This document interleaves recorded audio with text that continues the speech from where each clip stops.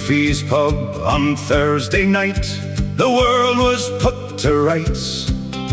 They argued over Gaza's fate and Israel's bitter fights. With borders drawn on soggy mats, their justice was unbowed, till Paddy pointed at the window, "What's with that smoky cloud?" "Now, Paddy, don't ruin the affair.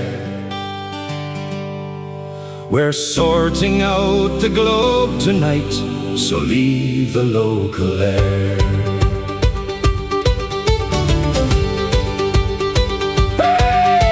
The second round brought Ukraine out, and every man was chief.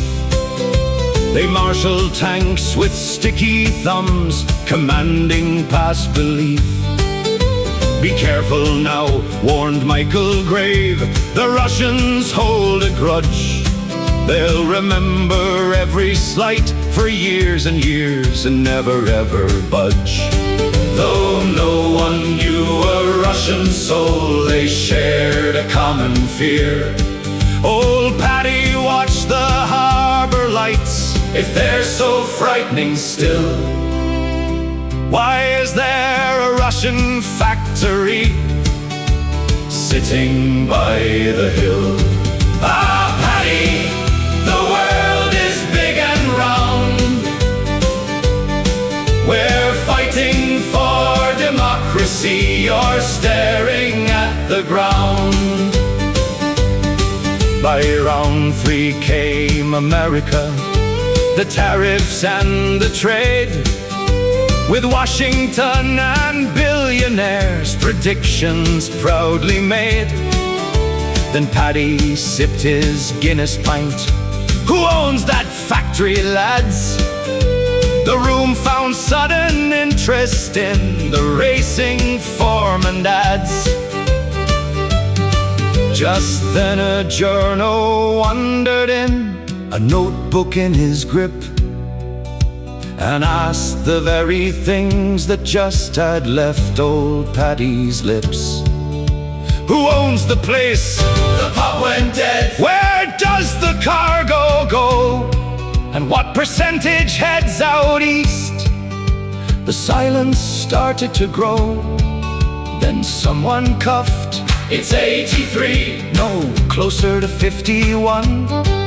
It's 45 to be precise," said a third, looking undone. Old Paddy stared into his pint. "Now, isn't that a vice? The ships are sitting at the docks, but the numbers sailed twice."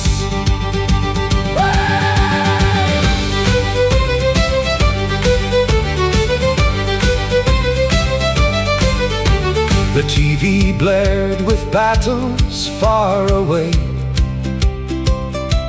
The room went back to saving states, as if none had a say.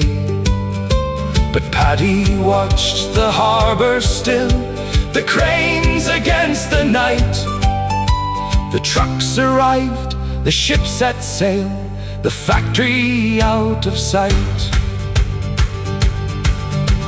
At closing time, the pub let out, the experts wandered home, content with all the foreign lands they'd conquered in their dome. Old Paddy stood outside alone, beneath the blinking stars, the factory humming in the dark, 3 miles from Murphy's pub. "They solved Jerusalem," he said, "and Moscow, Washington.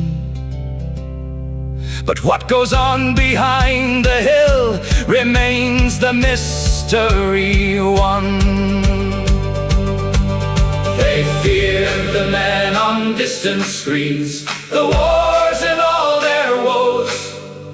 The hardest truths were all along, right underneath the nose. They fear the men on distant screens, the wars